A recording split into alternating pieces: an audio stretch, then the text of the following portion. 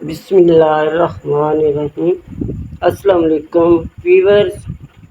عام الفیل 571 ہند الباس 570 وہ نور مقدس کے جو تخلیق آدم علیہ السلام سے بہت پہلے خلق ہو چکا تھا، بطور امانت سپرد آدم علیہ السلام ہوا، پھر ابو البشر سیدنا آدم علیہ السلام سے نسل در نسل اصلاب طاہر اور بطون مقدس میں منتقل ہوتا ہوا حضرت سیدہ آمنہ خاتون رضی اللہ تعالیٰ عنہا کے پاس جلوہ گر ہو گیا۔ اس وقت خطۂ عرب میں خصوصاً اور دوسرے علاقوں میں عموماً قحط سالی کا سماں تھا۔ طویل عرصے سے بارش رکی ہوئی تھی، چراگاہیں خشک اور جانور لاغر کمزور ہو کر کھڈوں کا ڈھانچہ بن چکے تھے، باغات خزاں کا منظر پیش کر رہے تھے، پینے کا پانی بمشکل تمام میسر آتا تھا۔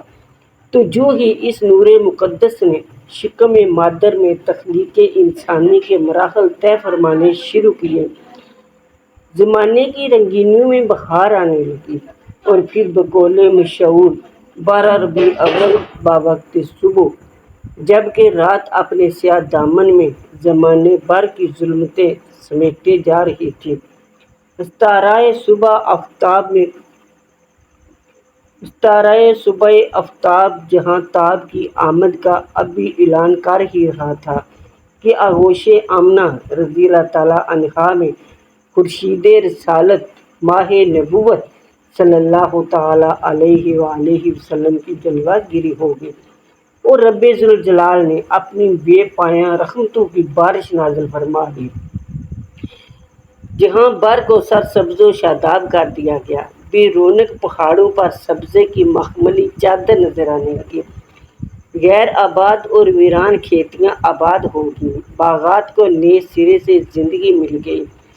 پورے زمانے میں خوشی اور مسرت کی ایسی لہر دوڑی کہ قریش نے اس سال کا نام الفتح والا بوتاج رکھ دیا۔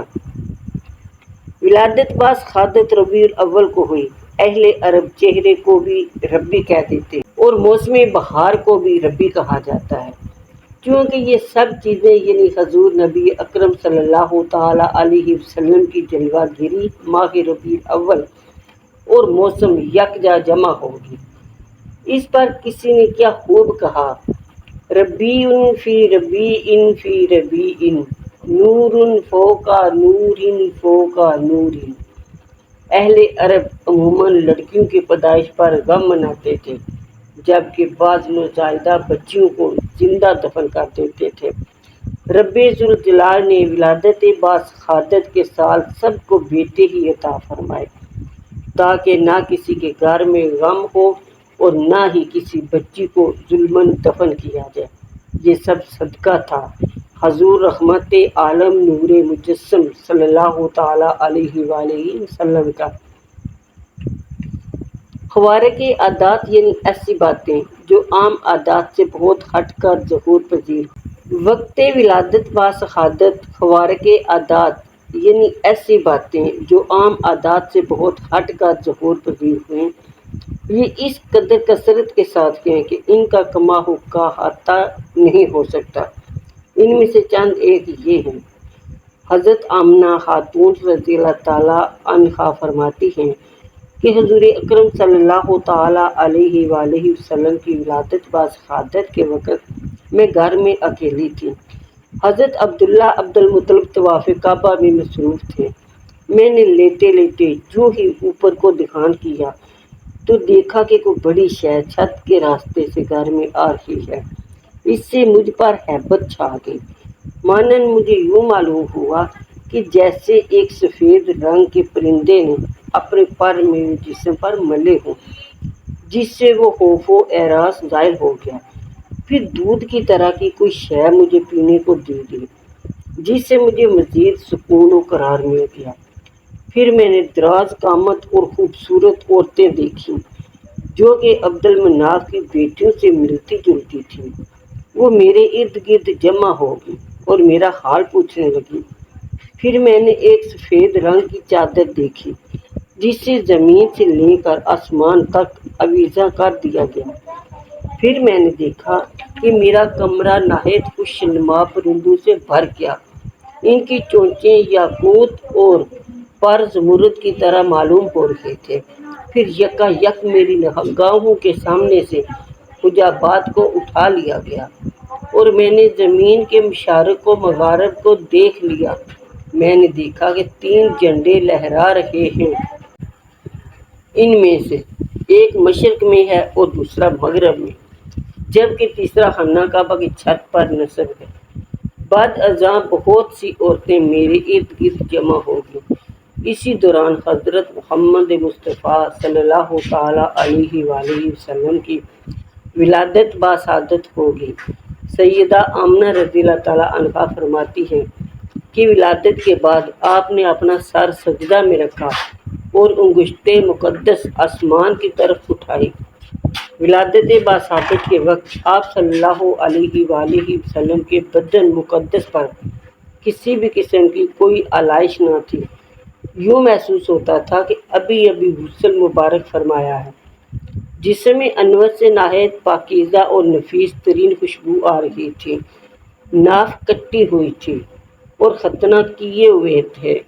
روئے تاباں 14ویں رات کے چاند کی طرح روشن اور آنکھیں قدرتی طور پر سرمئی تھیں، جبکہ دونوں شانوں کے درمیان مہر نبوت شریفہ تھی۔ حضرت سیدہ آمنہ رضی اللہ تعالیٰ عنہا فرماتی ہیں کہ ولادت مقدسہ کے وقت میں نے ایسا عظیم الشان نور دیکھا جس سے سارا جہاں روشن ہو گیا، یہاں تک کہ میں نے اپنے کمرے میں لیٹے لیٹے ملک شام کے محلات دیکھے۔ میں تعجب کر رہی تھی، جبکہ نور کا منبع خود میرا جسم اور میرا اپنا وجود تھا۔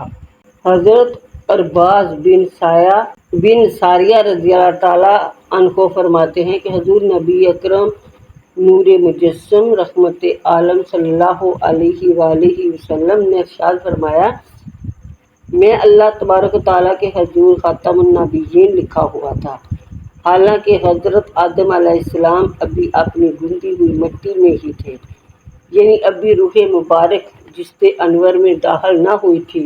میں تم کو اپنے امر کی ابتدا سے مطلع کرتا ہوں۔ فرمایا، میں حضرت ابراہیم علیہ السلام کی دعا اور حضرت عیسیٰ علیہ السلام کی بشارت اور اپنی والدہ محترمہ کا حواب ہوں۔ جب میری ولادت باسعادت ہوئی تو میری والدہ محترمہ سے ایک نور نکلا کہ جس سے ملک شام کے محلات روشن ہو گئے۔ حضرت صفیہ بنت عبد المطلب رضی اللہ تعالیٰ عنہا سے مروی ہے کہ فرمایا، حضور نبی اکرم صلی اللہ تعالیٰ علیہ وسلم کی ولادت باسعادت کے وقت میں بھی سیدہ آمنہ رضی اللہ تعالیٰ عنہا کی خدمت میں حاضر تھی۔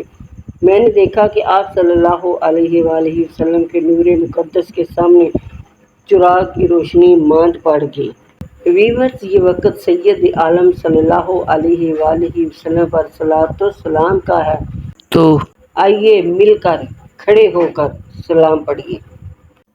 مصطفیٰ جانے رحمت پہ لاکھوں سلام، شمع بز میں ہدایت پہ لاکھوں سلام، شمع بز میں ہدایت پہ لاکھوں سلام۔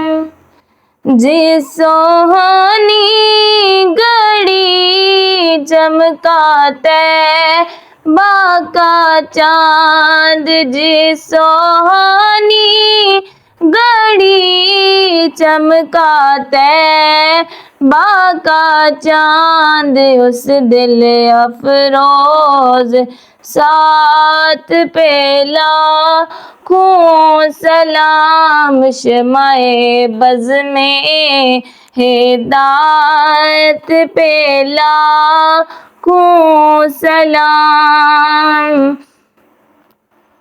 اٹھ گئی دم میں دم آ گیا، جس طرف اٹھ گئی دم میں دم آ گیا، اس نگاہ ہے عنایت پہ لاکھوں سلام، شمع بز میں ہدایت